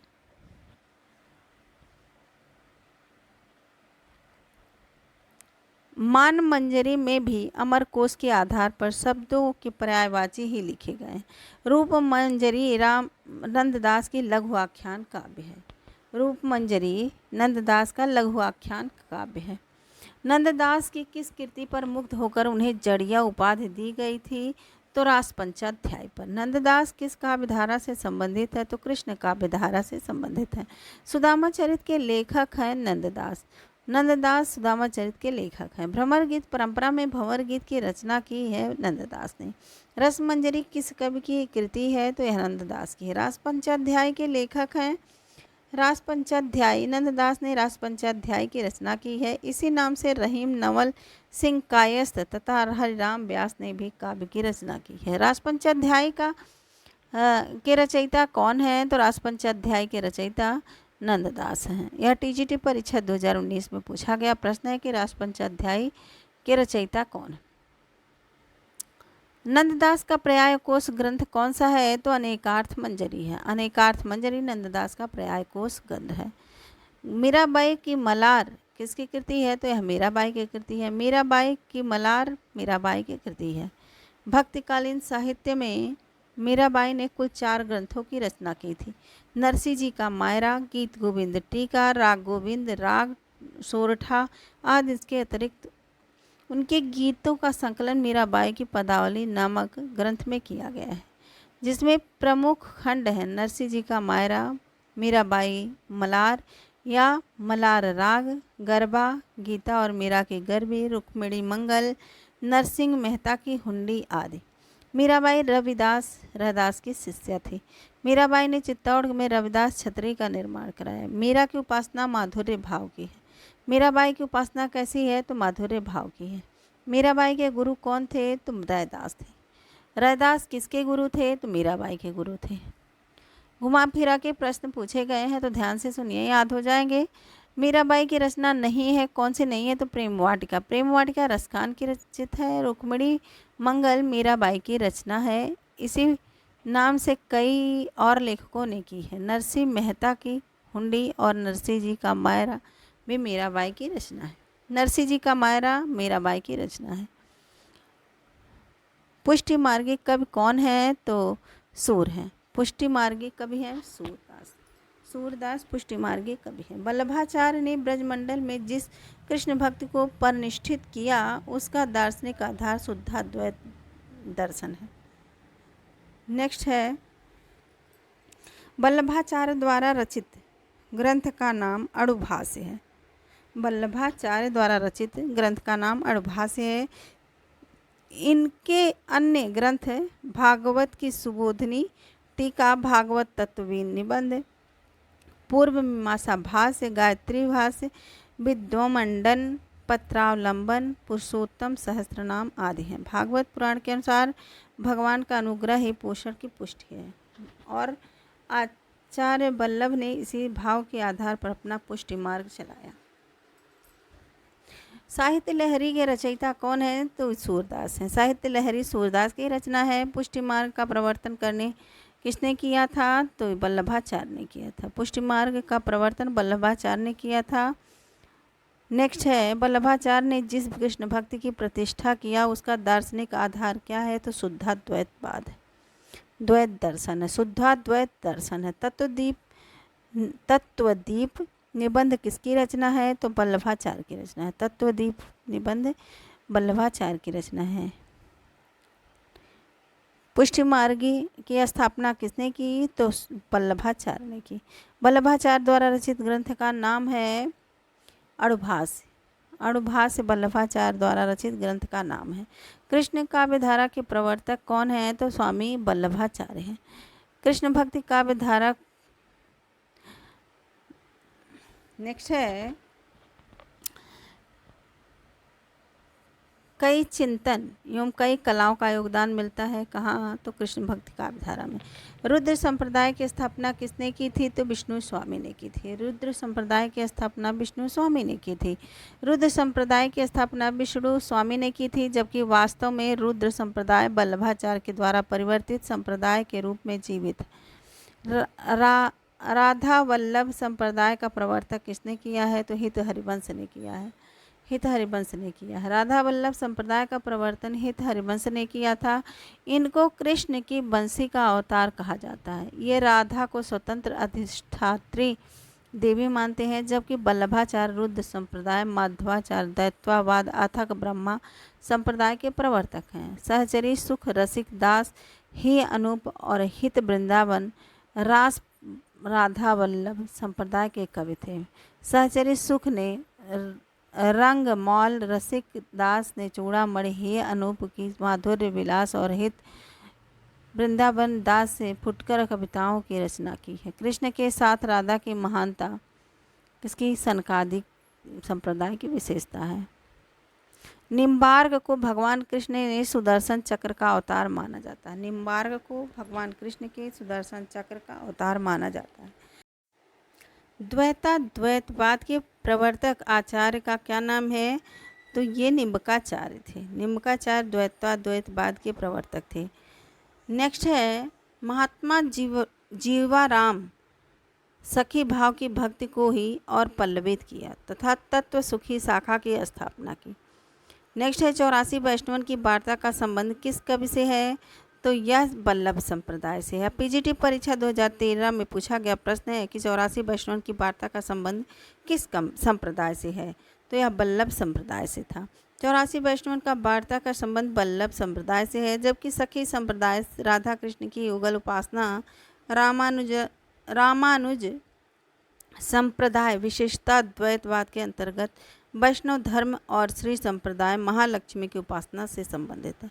अष्टायाम नामक पुस्तक राम और कृष्ण दोनों की दिनचर्या का वर्णन है। छीत स्वामी किस धारा के कवि हैं? छीत स्वामी अष्टछाप धारा के कवि हैं। छीत स्वामी अष्टछाप धारा के कवि थे। वे मथुरा के निवासी थे। इनका प्रारंभिक जीवन अत्यधिक उच्छृंखलता और उद्दंडता पूर्ण था। यह कविता और संगीत दोनों में निपुण थे। उनके द्वारा रचित पदों की संख्या 64 बताई जाती है। छीत स्वामी शीर्षक से उनके पदों का संकलन प्रकाशित है। किसके? तो छीत स्वामी का। नेक्स्ट है अष्टछाप में से कुछ बनने वाले प्रश्न। तो अष्टछाप ये वल्लभाचार्य के 4 शिष्य जो थे कुंभन दास, सूरदास, कृष्णदास, परमानंद दास, और विट्ठलनाथ के 4 शिष्य थे गोविंद स्वामी, छीत स्वामी और नंददास और चतुर्भुज दास। नेक्स्ट है मिश्र बंधुओं ने नागरी दास को अष्टछाप का 9वां कवि माना है। मिश्र बंधुओं ने नागरी दास को अष्टछाप का 9वां कवि माना है। अष्टछाप में सबसे ज्येष्ठ प्रथम कवि कुंभन दास और कनिष्ठ कवि नंददास थे। सबसे बड़े कौन थे? तो कुंभन दास, सबसे छोटे नंददास थे। कुंभन दास तथा चतुर्भुज दास का निवास स्थान जमुनावती था। परमानंद का निवास स्थान सुरभि कुंड में था। नंददास का निवास स्थान मानसी गंगा था। गोविंद दास का निवास स्थान कदम खंडी महावन था। छीत स्वामी का निवास स्थान पुंजरी गोवर्धन पर्वत के पास था। पुंजरी गोवर्धन पर्वत के पास किसका स्थान था? तो छीत स्वामी का था। अष्टछाप के कवियों का वृत्तांत गोस्वामी गोकुलनाथ कृत 84 वैष्णवन की वार्ता तथा 200 वैष्णवन की वार्ता में मिलता है। कुंभन दास ने चतुर्भुज दास कृषक वर्ग के थे। कुंभन दास और चतुर्भुज दास क्या करते थे? तो वह कृषक थे। कुंभन दास को महाप्रभु के मंदिर में कीर्तन गायन का दायित्व सौंपा गया था। छीत स्वामी बीरबल के पुरोहित थे। अष्टछाप कवियों में सूरदास के उपरांत वात्सल्य रस का सर्वश्रेष्ठ चित्रण करने वाले परमानंद दास थे। अष्टछाप की स्थापना 1556 में किसने की थी? तो अष्टछाप की स्थापना किए थे विट्ठलनाथ ने। स्वामी विट्ठलनाथ द्वारा अष्टछाप की स्थापना किस वर्ष में की गई? तो 1556 ईस्वी में की 1565 ईस्वी में अष्टछाप की स्थापना की गई। अष्टछाप की स्थापना कब की गई? तो 1565 ईस्वी में की गई। अष्टछाप की स्थापना किसने की थी? तो विट्ठलनाथ ने की थी। अष्टछाप के संस्थापक कौन हैं? तो विट्ठलनाथ हैं। इस तरह के प्रश्न पूछे गए हैं। अष्टछाप का संबंध इनमें से किस काव्यधारा से है? तो कृष्ण काव्यधारा से है। अष्टछाप की स्थापना का श्रेय किस आचार्य को है? तो यह विट्ठलनाथ को है। अष्टछाप के संस्थापक कौन थे? तो विट्ठलनाथ थे। यह पीजीटी परीक्षा 2 में और 2004 में NBS प्रवक्ता परीक्षा में पूछा गया प्रश्न है। अष्टछाप में कवियों की संख्या कितनी थी? तो 8 थी। अष्टछाप में कौन सी सम्मिलित नहीं है? तो केशवदास। केशवदास अष्टछाप के कवियों में नहीं थे। कौन कौन थे उसको जानते हैं। तो कुंभन दास, सूरदास, कृष्णदास, परमानंद दास, गोविंद स्वामी, छीत स्वामी, नंददास और चतुर्भुजदास थे। निम्नलिखित में से अष्टछाप के कवि नहीं हैं तो रैदास। निम्नलिखित में से कौन, नेक्स्ट है, सूरदास के शिष्य कौन थे? तो वल्लभाचार्य थे। वल्लभाचार्य सूरदास के शिष्य थे। सूरदास किसके शिष्य थे? तो वल्लभाचार्य के शिष्य थे। सूरदास किसके शिष्य थे? तो वल्लभाचार्य के शिष्य थे। यह घुमा फिरा के प्रश्न पूछा गया है। तो अष्टछाप के प्रमुख कवि नंददास किसके शिष्य थे? तो यह विट्ठलनाथ के शिष्य थे। नंददास विट्ठलनाथ के शिष्य थे। अष्टछाप के प्रमुख कवि नंददास किसके शिष्य थे? तो विट्ठलनाथ के थे। वल्लभाचार्य के शिष्य कौन थे? तो अष्टछाप के कुल 8 कवि हैं। छीत स्वामी, गोविंद स्वामी, छीत स्वामी, नंददास तथा चतुर्भुजदास वल्लभाचार्य के पुत्र विट्ठलनाथ के शिष्य थे। नेक्स्ट है,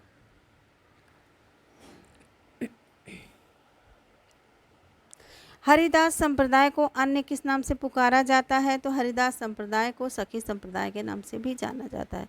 स्वामी हरिदास द्वारा परिवर्तित संप्रदाय कौन सा है? तो सखी संप्रदाय है। जुगलमान चरित्र नामक ग्रंथ के लेखक कौन है? तो कृष्णदास है। जुगलमान चरित्र नामक ग्रंथ के लेखक कृष्णदास हैं। भ्रमर गीत प्रसंग का मूल स्रोत क्या है? तो श्रीमद् भागवत का 10वां स्कंध है। भ्रमर गीत सूर सागर का एक भाग है जिसका मूल स्रोत श्रीमद् भागवत के 10वां स्कंद का 46वां व 37वां अध्याय है। सूरदास का जन्म 1478 ईस्वी में और मृत्यु 1583 ईस्वी में हुई थी और ये वल्लभाचार्य के शिष्य थे। सूरदास वल्लभाचार्य के शिष्य थे। वल्लभाचार्य का जन्म हुआ था 1478 ईस्वी में तथा मृत्यु हुई थी 1583 ईस्वी में। सूरदास सूर काव्य की प्रमुख विषय कृष्ण भक्ति है। सूर काव्य की प्रमुख विषय क्या थी? तो कृष्ण भक्ति है। सूर के भाव चित्रण में वात्सल्य को श्रेष्ठ माना गया है। सूर की भक्ति पद्धति पुष्ट मार्गीय भक्ति है।